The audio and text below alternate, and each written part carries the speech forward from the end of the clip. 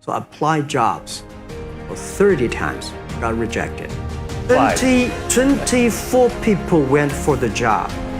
23 people accepted. I was the only one guy. And we went for police. 5 people, 4 of them accepted. I was the only guy that I received it. But I told you that I applied for Harvard for 10 times, rejected. So for me, being turned down, rejected. Oh, by the way, the only thing we never give up. Yeah, something wrong with me here, something wrong with me there. This guy has a hope. We've all become very cognizant of Jack and his story. And when Alibaba went public with the largest IPO in history, we knew a lot more about him. So I want to talk about his personal story. I want to talk about how many times he tried and failed, what kept him going. I want to talk about where he is today and how he got here. I begin with this question though, Jack. Why are you back at Davos? It's a long break for 7 years. I think my last time trip here was year 2008.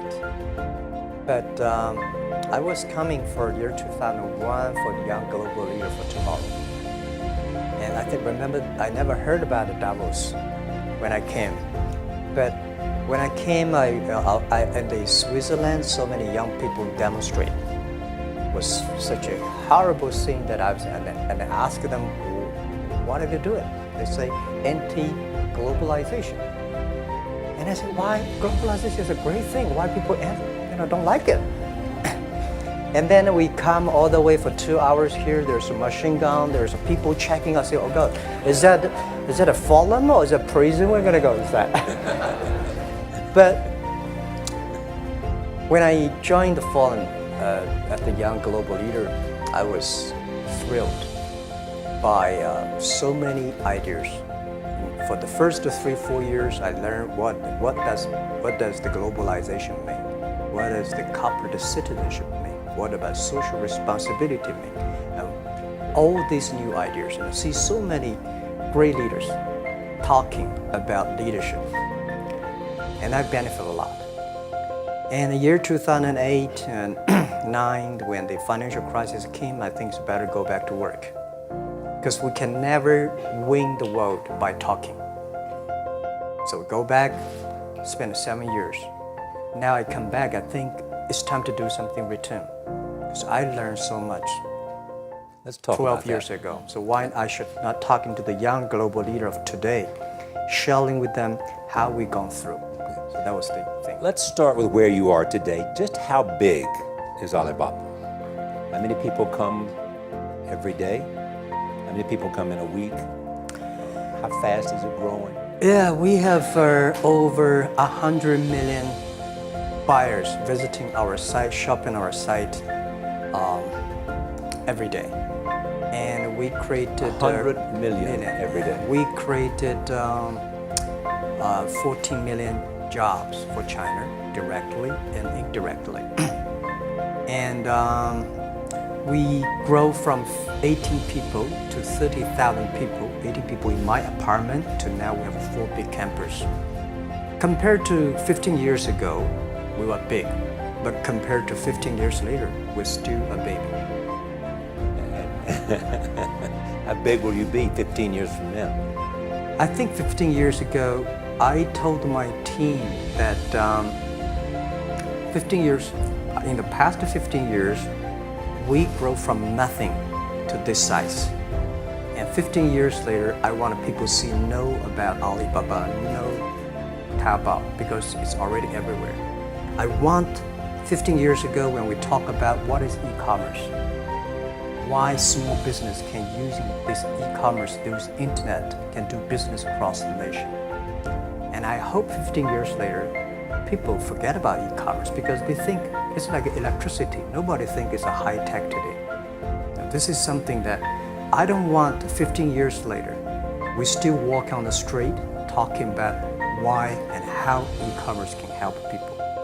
You tried to get into 3 colleges. Each time they rejected you. No, I tried. There's examination that young people, if you want to go university, you have to take the examinations. So I failed 3 times. Right. But a lot of fail. I failed for funny things that I failed a key primary school test for 2 times, and I failed 3 times for the middle schools, and. You will never believe in Hangzhou, my city, there's only one middle school that lasts only 1 year. It was changed from primary school to middle school because our graduates of our school, no middle school accept us because we were too bad. They would become a middle school. What effect did it have, though, being rejected? Well, I think we have to get used to it. We're not that good. Even today, we still have a lot of people reject us. I think when I graduated from universities, and before for 3 years I tried to fill in the universities. So I applied jobs for 30 times, got rejected. I went for a police, they said, no, you're not good. I went to even the KFC. When KFC came to China, come to my city, 24 people went for the job. 23 people were accepted. I was the only one guy. And we went for police. 5 people, 4 of them accepted. I was the only guy that I received it. So to me, being turned down, rejected. Oh, by the way, I told you that I applied for Harvard for 10 times, rejected. I know I'll be rejected. I just want to say that. They're sorry now. 10 times you wrote them and said, I'd like to come to Harvard. Yeah. And then I told myself someday I should go teach there. But I think that can be arranged. Richard Nixon came to Hangzhou. yeah. And after that, tourists flooded the place. Yeah. And that's how you learned English. Yeah. I really like I don't know why, at 12, 13 years old, at the time I suddenly fell in love into the language, the English. And there's no place you can learn English at that time. There's no books, English books. So I went to the Hangzhou Hotel, now called Hangzhou Shangri-La Hotel, because that was the hotel can receive the foreign visitors. So every morning for 9 years, I showed them around as a free guide, and they taught me English. And I think that changed me. Today, I'm 100% made in China. I've never got a one-day train outside China. And when people talk to me, say, Jack, how can you speak English like that? Why sometimes you talk like an Western guys? I think that was the 9 years. These Western tourists opened my mind because everything they told me are so different from the things I learned from the schools and from my parents. So now I have a habit. Whatever I see, whatever I read, I use my mind. Think about it for 2 minutes. Is that how Ma Jun became Jack Ma? Actually, Jack, the name was given by a lady in tennis. She's a tourist. She came here and she said she came to Hangzhou. We become a pen friends. Ma Ring is so difficult to pronounce. So she said, do you have an English name? I said, don't. So can you give me an English name? She said, okay. She said, my father called her Jack, my husband called Jack. What do you think about Jack? I said, good. So I've been using that for that many years. First visit to America, 1995? 1995, yeah. I've come here for a project helping the local government to building up a highway. And you tried the internet. I tried the internet in Seattle and in a building called the U.S. Bank. I don't know whether the U.S. Bank is still there or not, but it's a building. And my friend opened a small office, which is like only 10% bigger than this room. And there are a lot of computers in there. And he said, Jack, this is internet. I asked, what is internet? He said, search whatever you want. At that time, they used Mosaic, very slow. Right? And I said, I don't use it. I don't want to type because computer is so expensive in China. If I destroy it, I cannot pay. He said, just to search it. So I searched the first word, beer. I don't know why, because it's easy to spell, maybe. And I see beers from Germany, beers from USA, beers from Japan, but there's no beer from China. And I say, okay, type the second word is China. No data. Nothing. And I said, 1995, no data about China. So I talked to my friend, why not make something about China? So we made a small, very ugly looking page called China. It's something like I did a translation agency, we listed on there. It was so shocking. We launched at 9:40 in the morning. 12:30, I got a phone call from my friend. He said, Jack, you got 5 emails. I said, what is email? And they say, these are the things. So people so excited. Where are you? This is the first time I see a Chinese website on that. How can we can we do something together? So I think this is something interesting. So we should do it. Why did you call it Alibaba? Alibaba? Well, when I started, I think internet is global. We should have a global name. And a name that, interesting, like at that time, the best name is Yahoo. Right? So I've been thinking for many days, suddenly think Alibaba is a good name. So I was happened to be in San Francisco that day. I have a lunch, and the waitress came. I asked her, do you know about Alibaba? She said, yes. I said, what is Alibaba? She said, Open Sesame. Good. So I went on the street, asked about 10, 20 people. They all know about Alibaba, 40 Thieves, and Open Sesame. And I think this is a good name. And start with A. Whatever you talk about, Alibaba is always top. You have said before that in creating Alibaba, you had to create trust. Yeah. Because people in China were used to face-to-face. Yeah. How did you create trust? I think because we started doing business on the internet. I don't know you, you don't know me. So how can you do things online unless you have trust? So for e-commerce, the most important thing was trust. I think when I first went to USA for raising money, talked to the venture capitalists, a lot of people say, oh, Jack, no. China doing business by the guanxi. How can you do business on internet? And I know that without the trust system, the credit system, it's impossible to do business. So in the past 14 years, everything we do is trying to build up the trust system, the record system. Well, Charlie, I'm so proud of today. When I talk to young, today in China and in the world, people don't trust each other. The government and people and media and everybody think, this guy's cheating. But because of e-commerce, we finish 60 million transactions every day.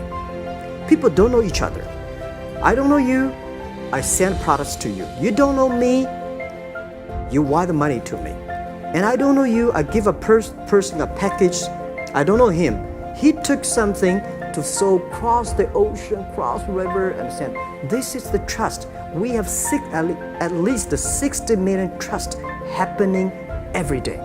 But you created it by creating an escrow account in the beginning. Yep. And so you keep the money until they got the product. Yeah. And then you release the money. That's true. I mean, the escrow service is about Alipay. When I this idea, I would love Davos, because it was a big decision. Because for first 3 years, Alibaba is just like e-marketplaces for information.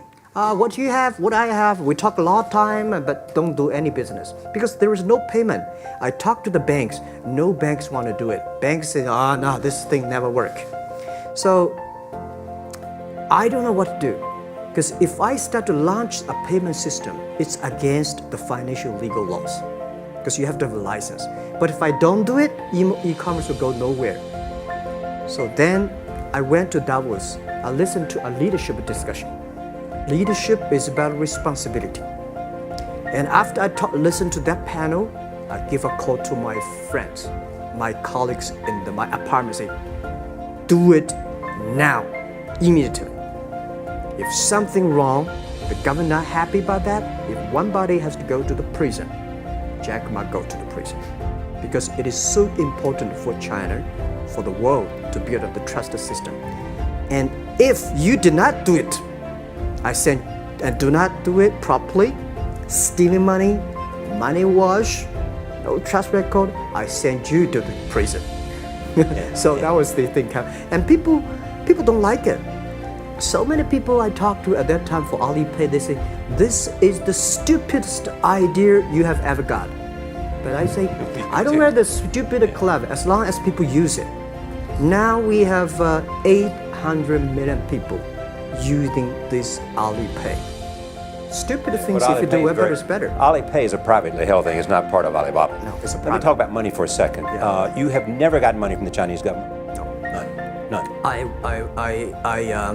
want it at the beginning, and later I don't want it because I think if the company always think about picking money from off of the government off pockets, that company is rubbish.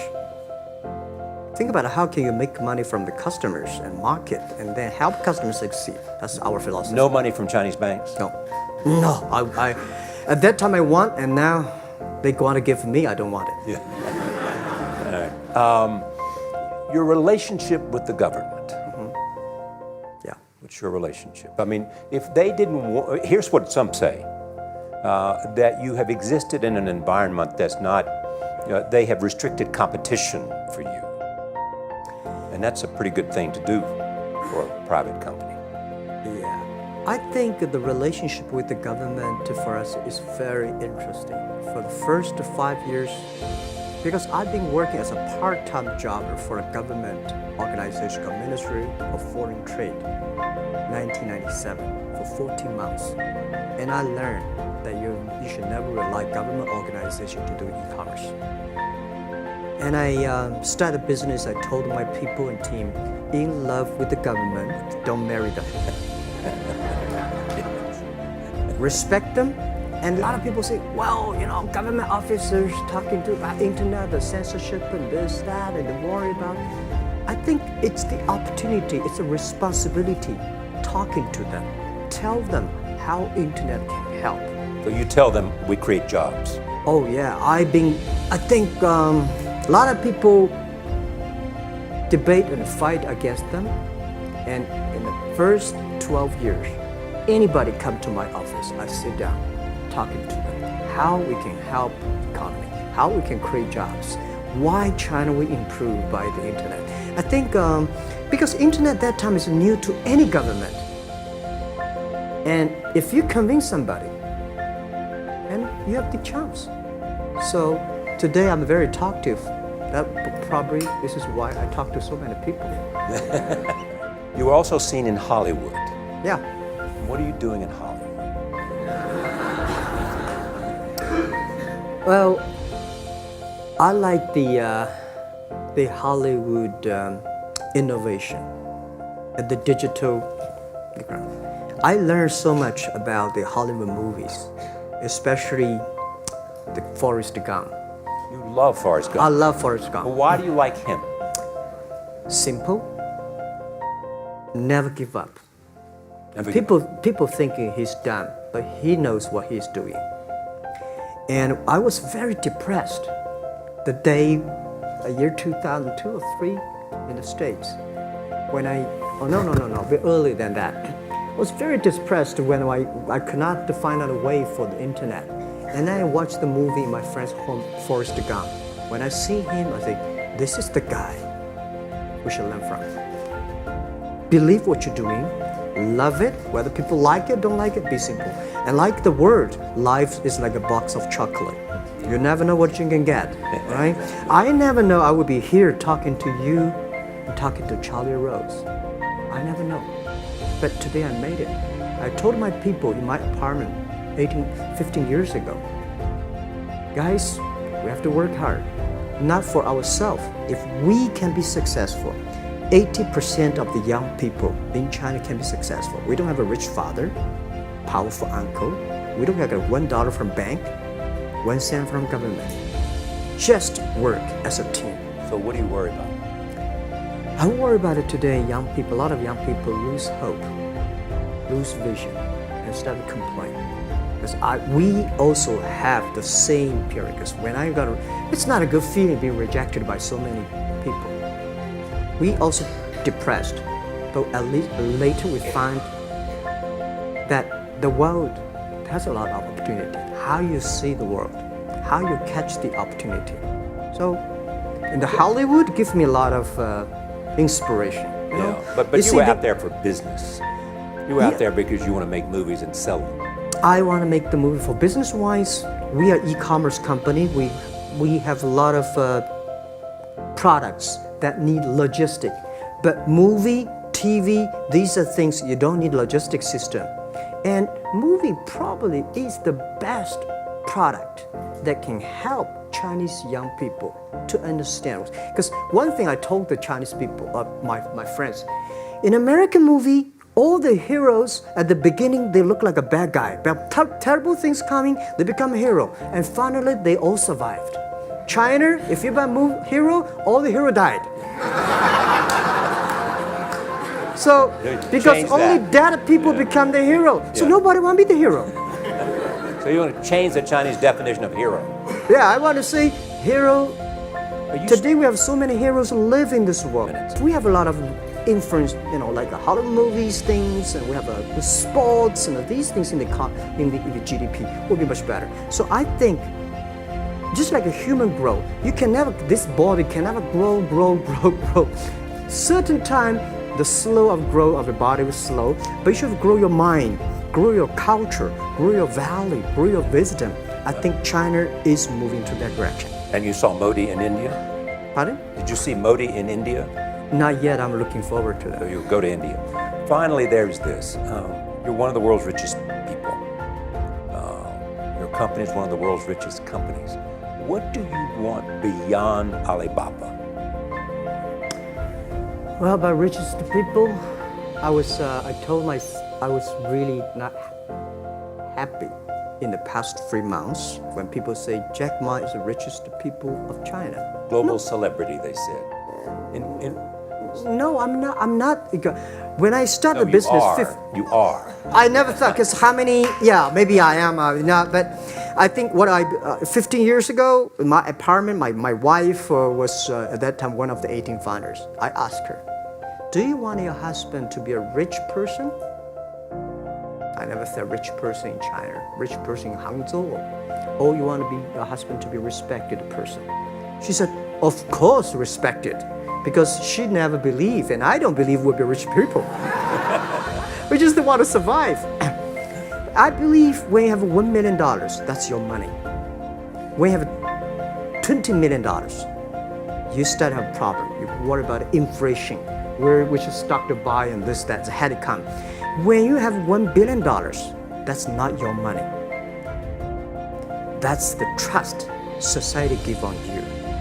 They believe you can manage the money, use the money better than the government and the others. So I think today, I have the resources, do more things. With the money we have, with the influence we have, we should spend more time on the young people. And I would say,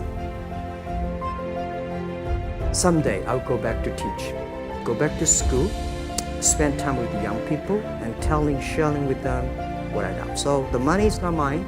I just happily and having these resources, and I want to do a better job. Just tell them your story. Yeah, tell them the story, and tell them that if Jack, I don't think in this world there are a lot of people be rejected more than 30 times. If we, the only thing we never give up, the only thing we're like a Forrest Gump, we keep on fight, we keep on changing ourselves. We don't complain. Whether you are successful or not successful, I find that people, when they finish the job, if they make the mistake, if they fail, if they always complain the others, this guy will never come back. If the guy only check himself, something wrong with me here, something wrong with me there, this guy has the hope. Jack, on behalf of everybody in this audience and a television audience around the world, thank you for taking your time to be with us. Thank you.